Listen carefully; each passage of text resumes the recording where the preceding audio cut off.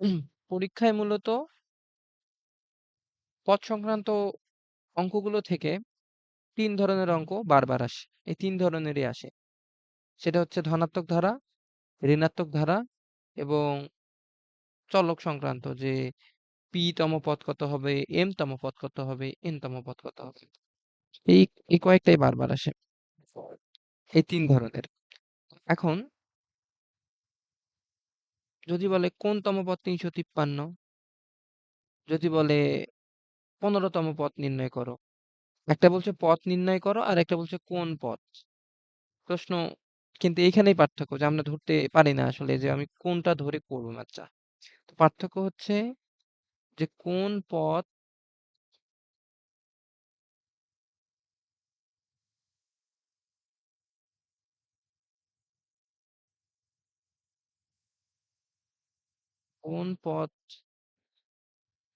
আর একটা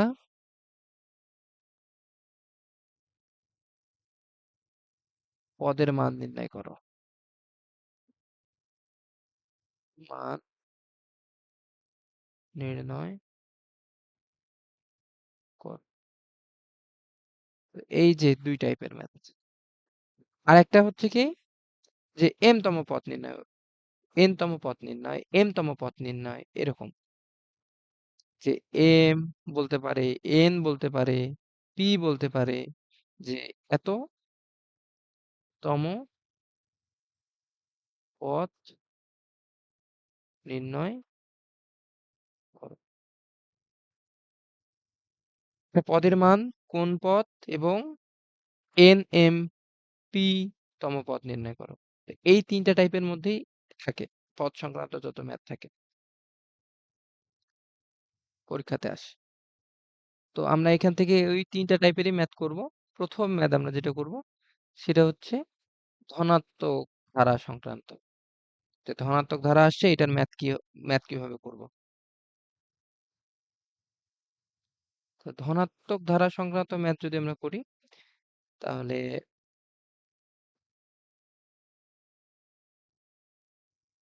এই ম্যাথটা আমরা দেখি।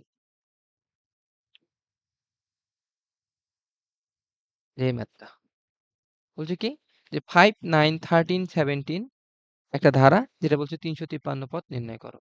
তো কোন পথ তা নির্ণয় করো। কোন পদের জন্য আমি কি পুরা মান নির্ণয় করব না এন এর মান নির্ণয় করব। আমরা এটাতেই বের করব এন এর মান। কোন পদ যখন বলবে তখন আমরা বের করব এন এর মান। এটা আর একটা ম্যাথ যদি আমরা নিয়ে আসি যে এই যে এখানে বলছে 15তম মান বা 10তম মান, এই যে 10তম পথ নির্ণয় করো। এই যে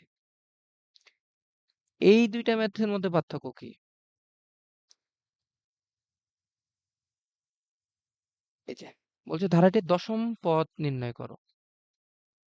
তাহলে আমার এখান থেকে বের করতে হবে মানটা। যে সরি এটা একটু নিচে দেই। হ্যাঁ, এই ম্যাথের ক্ষেত্রে আমরা বের করব যে a plus n minus one into D এর যে মান, এই পুরা মানটা আমরা বের করব এই ক্ষেত্রে। আর এই ক্ষেত্রে শুধু n এর মানটা বের করব। পার্থক্য এটাই। তো আমরা কনফিউশন সচরাচর সবাই হই যে দ্বিধাদ্বন্দ্বে থাকে যে আসলে আমি কোন সূত্র কখন কোনটা বের করব। তার মানে আমি n তম পদের মান যখন বলবে তখন আমি এই পুরো সূত্র ফেলবো, পুরা সূত্র, এবং যখন আমি ইয়েতে করতে যাব যে কোন পদ তখন n এর মান দিয়ে করব। তো এখন এটা থেকে আমরা বুঝতে পারলাম কি যে n এর মান কখন আর কখন a plus n minus one into t। তাহলে আমি পজিটিভ ধারা, এখন সমান্তর ধারা, আমরা মূলত সমান্তর ধারার ম্যাথ করতেছি। তো সমান্তর ধারা কিভাবে চিনব? তো সমান্তর ধারা আমি তখনই চিনতে পারবো যে সমান্তর ধারা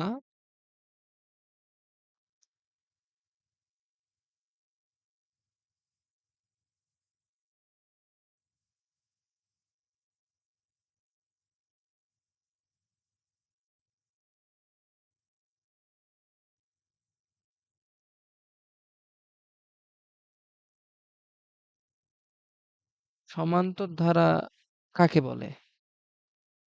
সমান্তর ধারা যদি সাধারণ অন্তর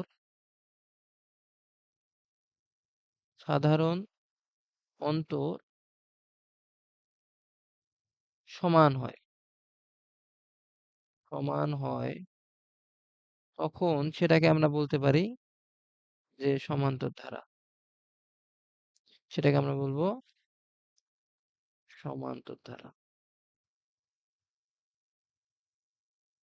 তো এই ম্যাথগুলো করার জন্য যে সূত্রটা জানা লাগবে সেটা হচ্ছে n তম পদের মান পদের মান n তম পদের মান সেটা কি a plus n minus 1 into D.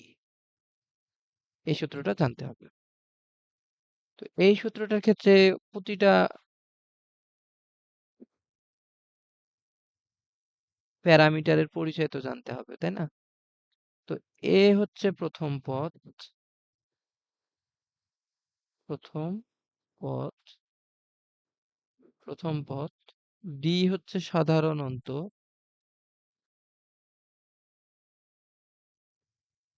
n equal হচ্ছে পদ সংখ্যা, যে কততম পদ, কোন পদ এটা। আর ডি ইজ ইকুয়াল তার আমরা লিখতে পারি কি দ্বিতীয় পদ মাইনাস প্রথম পদ। যেমন এই অঙ্কটাকে যদি আমরা প্রথমে যে ম্যাথটা করব সেটা হচ্ছে ধনাত্মক ধারা দিয়ে। এখানে তিন টাইপের ম্যাথ করব এটার মধ্যে আবার, সেটা হচ্ছে ধনাত্মক ধারা, ঋণাত্মক ধারা আর যে কোনো সংখ্যক পদ, সেটা এম পদ এন পদ বলতে পারে প্রশ্নে। তো আমরা এখানে প্রথমে ধনাত্মক ধারা দিয়ে যদি ম্যাথ করি, যেমন ১ নাম্বার টাইপ যেটা আমরা নিব সেটা হচ্ছে ধনাত্মক ধারা। ধনাত্মক ধারা।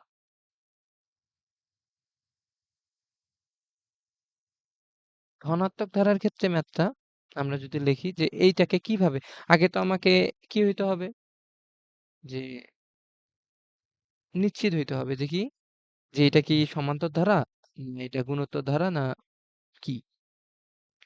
তো সেই ক্ষেত্রে এটা আমার ৩৫৩তম পদের মান নির্ণয় করতে বলছে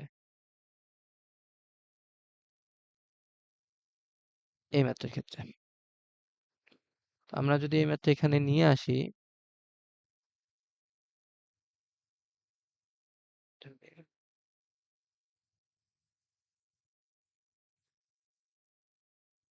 যে এর কোন পদ ৩৫৩। তার আগে আমরা অবশ্যই নিশ্চিত হয়ে নেই যে এটা কি সমান্তর ধারা কিনা।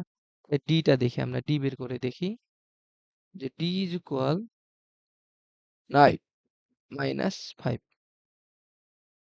তো এটা কি, যে দ্বিতীয় পদ মাইনাস প্রথম পদ। সবসময় মনে রাখবা যে বামেরটা হয় প্রথম পদ, ডানেরটা হয় দ্বিতীয় পদ। বামেরটা প্রথম পদ, ডানেরটা দ্বিতীয় পদ। বইয়ে দেখো বা ল্যাপটপে বা ফোনের ডিসপ্লেতে যেটা দেখবা, সামনে বামেরটা হবে 5 এখানে প্রথম পদ, ডানেরটা হবে দ্বিতীয় পদ। তো 4। সেম ভাবে আমি যদি D2 বের করতে চাই তাহলে সেটা কি হবে, যে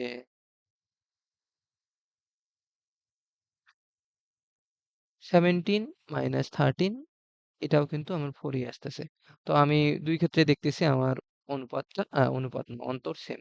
তার মানে আমরা এটা নিশ্চিত হইতে পারি যে এটা সমান্তর ধারা।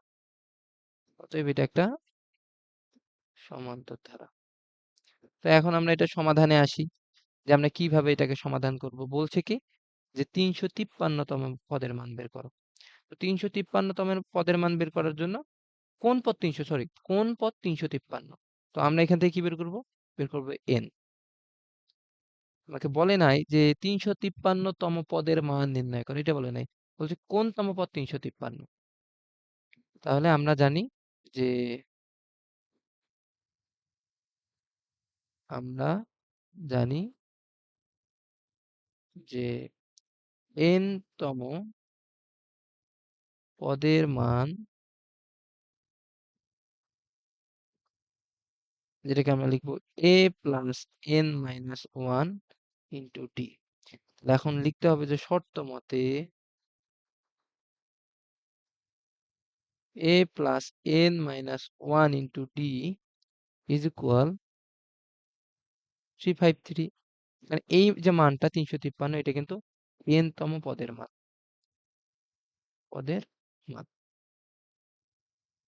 তো এই জন্য আমরা এখান থেকে মান বসাই, বা চিহ্ন ইউজ করা বেশি ভালো, ব্যবহার করা বেশি ভালো।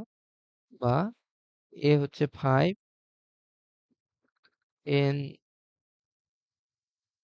n হচ্ছে বের করব -1 into d, d4 is equal 353। বা a n minus 1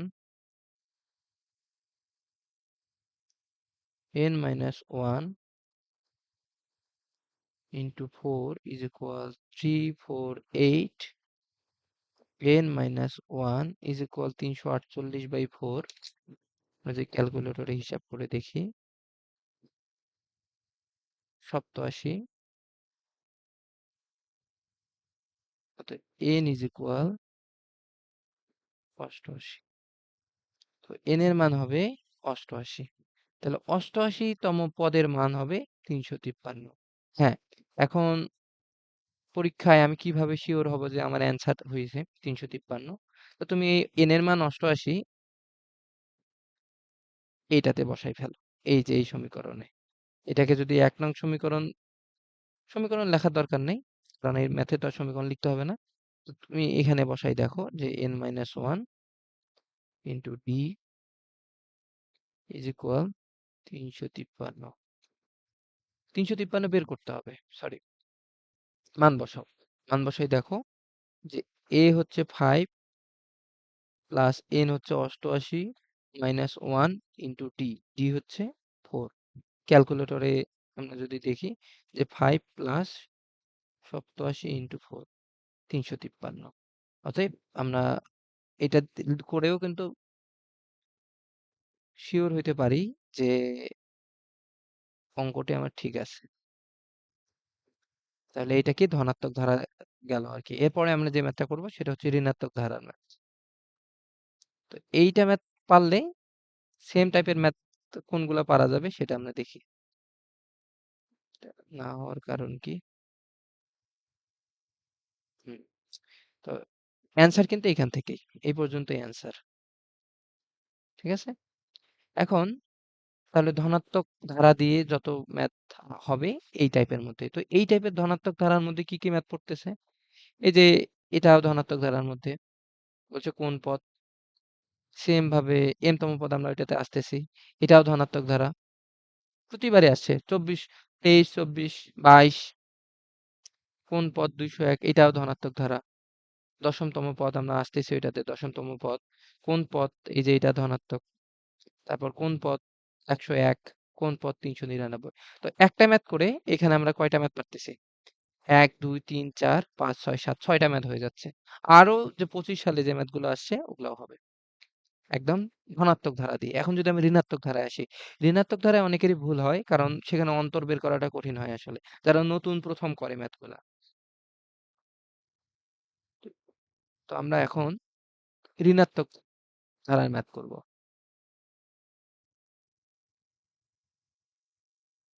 হ্যাঁ,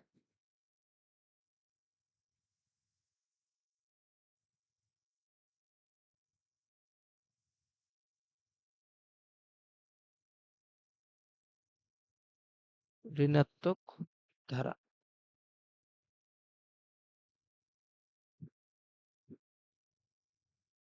ঋণাত্মক ধারার ম্যাথ যদি আমরা দেখি এখানে, তো এই যে বলছে 15তম পদ নির্ণয় করো। তো এখন n তম পদ নির্ণয় করতে বলছে।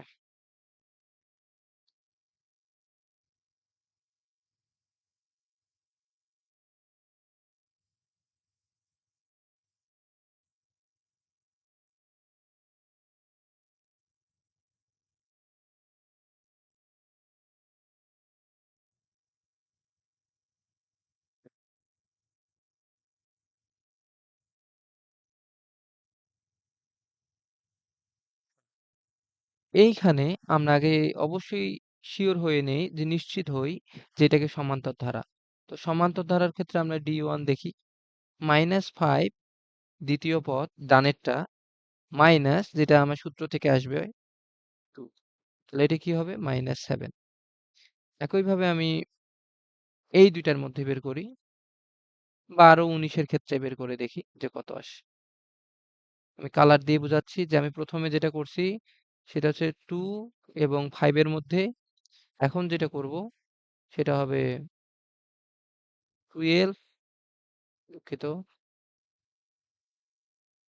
এখন হবে 12 এবং 19 এর মধ্যে। সব কিন্তু মাইনাস যেহেতু ঋণাত্মক ধারা। অতএব এখন দেখি যে -19 -12, অবশ্যই কিন্তু সূত্রের মাইনাস, এবং 12 এর সামনে যেহেতু মাইনাস আছে সেহেতু আমরা মাইনাস নেব। ঠিক আছে?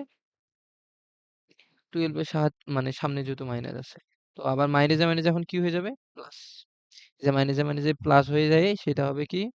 -19 প্লাস 12, তাহলে আমরা এখান থেকে লিখব -7। অতএব আমরা দেখতেছি যে -7 এবং -7 দুইটাই সেম। তার মানে অন্তর D1 = D2।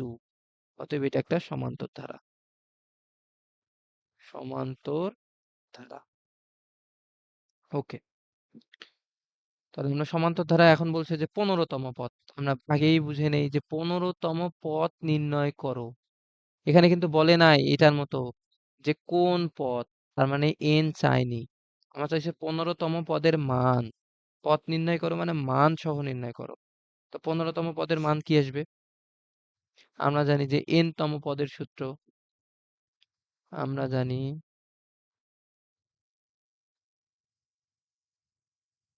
n তম পদের মান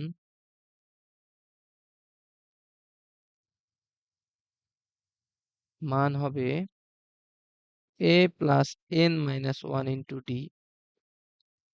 তো এই ম্যাথের ক্ষেত্রে আমরা a n সব বের করে নেই, যে দেওয়া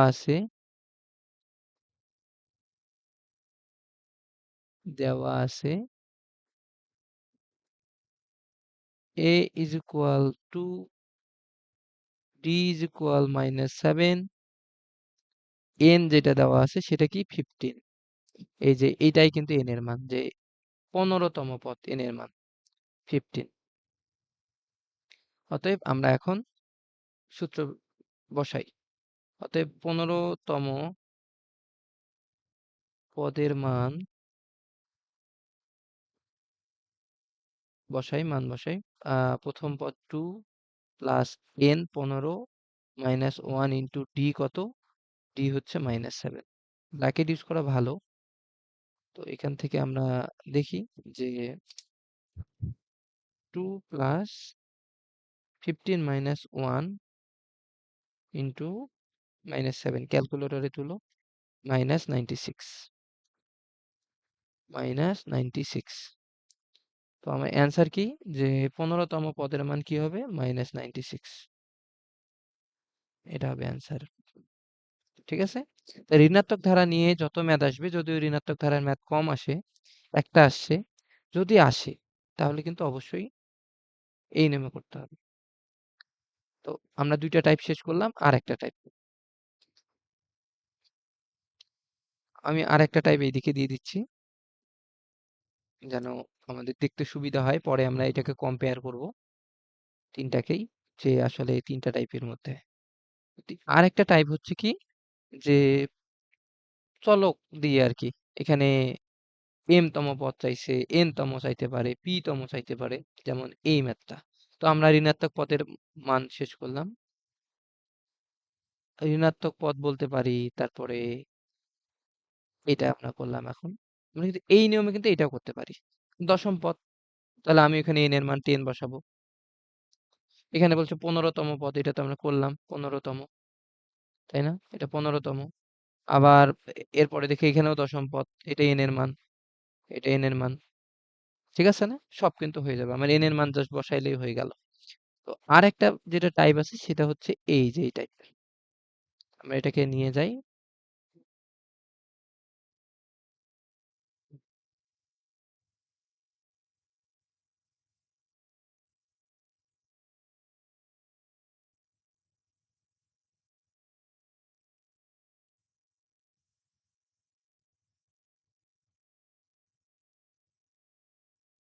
হ্যাঁ, ঋণাত্মক ধারায় গেল।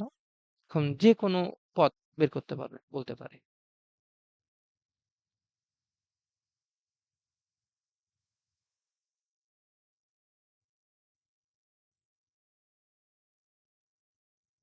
সরি।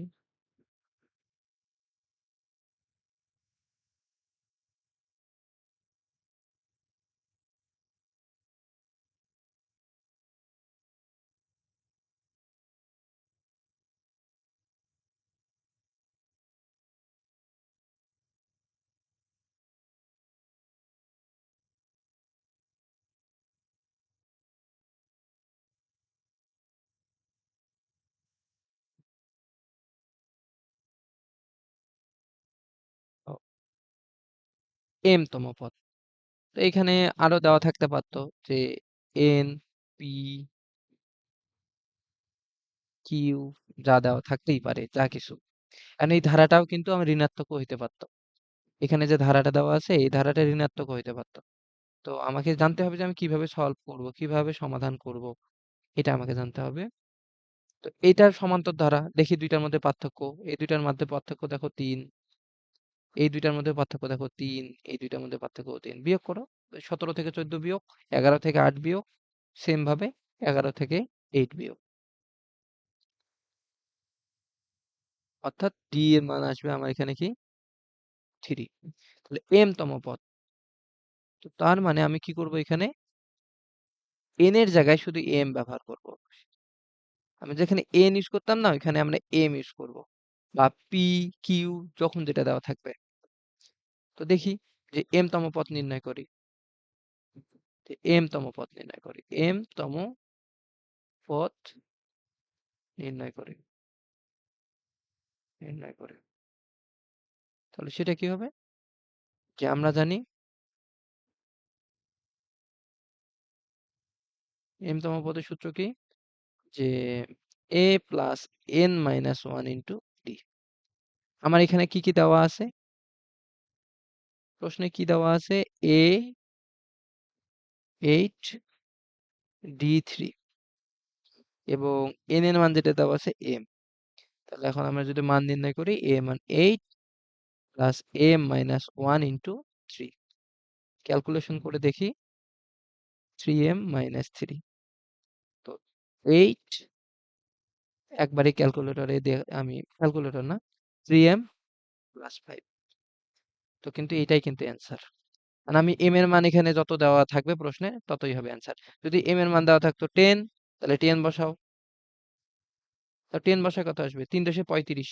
হিসাব করে দেখো 35 আসবে। এম এর মান যদি 10, একইভাবে এম এর মান যদি 15 হয়, 3 15 45, আর এইদিকে 5 50। এম এর মান যদি 20 হয়, 60 65 আসবে। তো সেম কিন্তু এখানে এম বলতে আমি যে কততম পদ বের করব, মানে পদ বের করব, পদের মান বের করব, এটাই এম। তো এইভাবে প্রমাণ করতে হবে। এখন এখানে এম এর জায়গায় পিও থাকতে পারতো, এম এর জায়গায় কি এম যে আছে এখানে পি দিয়েও দিতে পারতো প্রশ্নটা, কিউ দিয়েও দিতে পারতো, আর দিয়েও দিতে পারতো। যাই দিক, আমার এটা চলক দিতে পারে, চলক আর কি, চলক সংক্রান্ত, ঠিক আছে।